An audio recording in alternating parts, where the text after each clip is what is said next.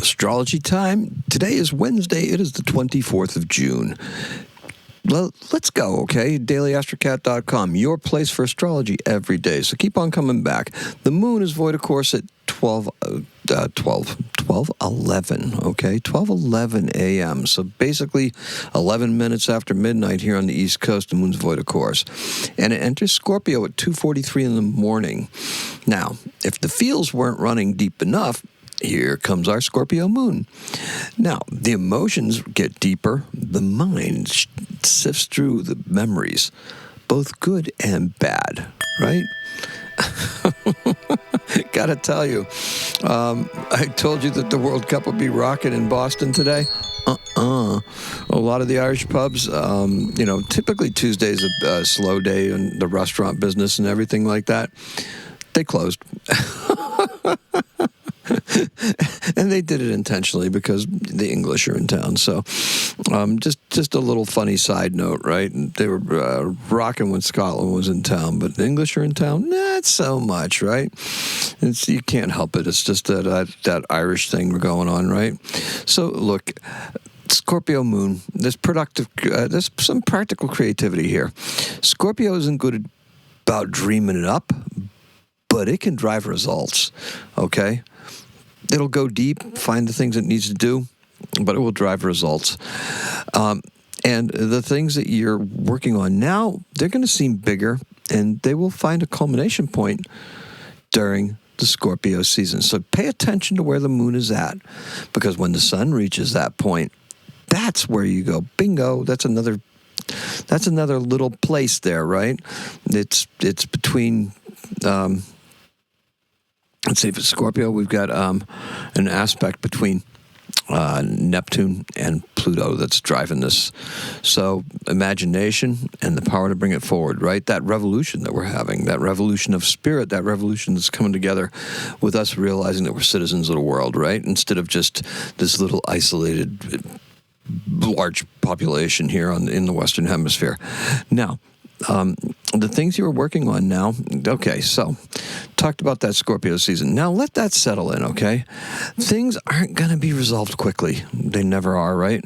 We're starting to form some long-term strategies that we can implement in stages. Mercury Retrograde will make some little adjustments to that, and we can track them along the way because we're going to go back over these points, right? We've got Mercury in the storm period. So wherever Mercury's at right now, we'll go back. Mercury will go back and visit that point again, put another tweak on top of it, and then come again for a final time, and then put the little cherry on top, whatever it is we're tweaking, whatever it is we're trying to do, whatever we want to do. Once, twice, thrice. That's what I like to call it. Once, twice, thrice. So, look, keep an eye out for what works best. So we're going to start doing that strategic planning right now with that moon in Scorpio. So understand, okay, real change is going to take time. So what tech and AI can do, you need to understand what it can do, and you have to know what the limitations are for what it is that you're doing and what you wish to accomplish. And today's keyword is blank, because honestly, let's just pick one that's going to be strategic, okay? So, today's keyword is what you're working on. So now, the color is my black t-shirt. Now, long-term security is really on our mind. Maybe we'll get the news today, maybe we'll get some news today that'll allow us to shore up some of our 3D efforts.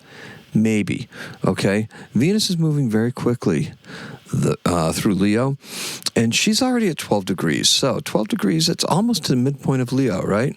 Certain outlets and viewpoints are trying to paint our national mood in unflattering ways. So, yeah, the stories of people that are saying something totally different, all right? That's right. The people that are in the cities that have World Cup guests and stuff like that, they're saying something totally different, right? There's this feeling of, coming together, and this feeling of, like the world is one and everything like that, right? It's good. It's having a positive effect on a lot of different people in a lot of different cities. So there's positivity in the air.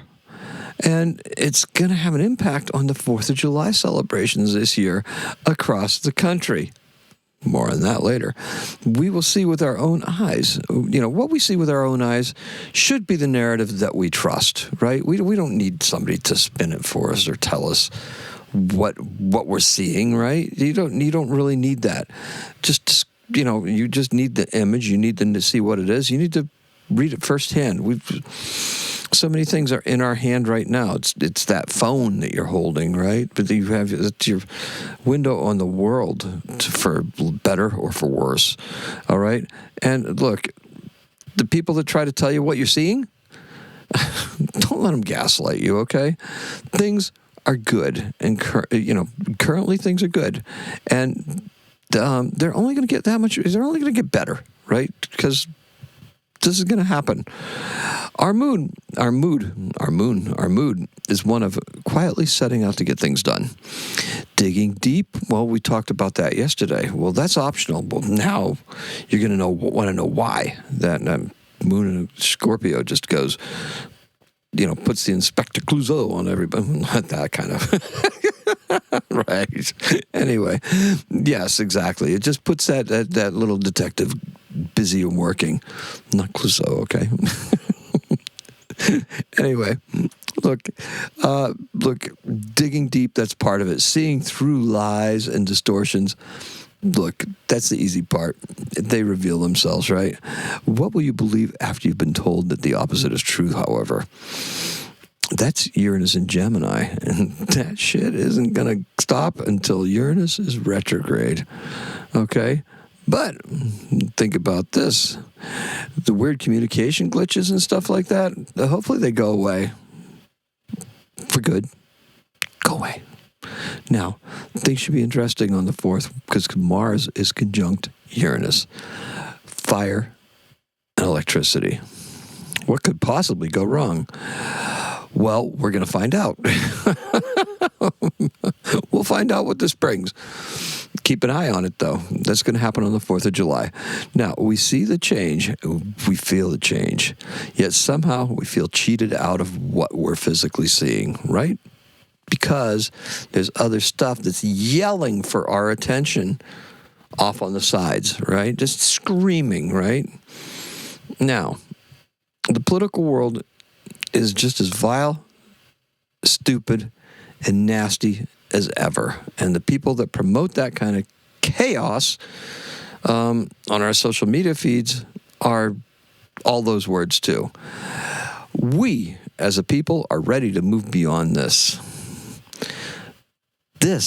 What we're in right now with the World Cup and the good feels about it is an energetic revolution, and it's time to start acting like it.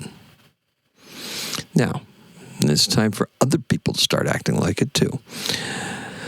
So, let's keep this cool, okay? Let's keep this not short. So, hey, look, in 1880, the first performance of "O Canada," the song that would become the national anthem of Canada, it's performed for the first time at the Congrès National des Canadiens Français. Okay? So, French-Canadian National Congress. First performance of "O Canada." And our birth is in 1901. It's a fella by the name of Chuck Taylor. Yep, Chuck Taylor, the guy on the shoes, right? The Chucks, your Chuck All-Stars, the high tops. You can get them in any color, right? He's an American Basketball Hall of Famer. Because he was a promoter. He promoted the shoes. And he promoted those all-star shoes, the tennis shoes that you see, right? Those sneakers, right? He's born in Azalea, Indiana. And he died in 1969. Kind of an interesting guy. So, our keyword is your project. Let's make the keyword. I'll tell you what. Let's make the keyword today. Let's call it brooding, okay? Because that's what it feels like. So today's keyword is brooding. And as we look at the roots and we examine the roots and we want to know why the roots are there, brooding. So the keyword is brooding and the color is my black t-shirt. Thank you so much for joining me. I appreciate and love every single one of you. Today is a 5. Happy astrocatting.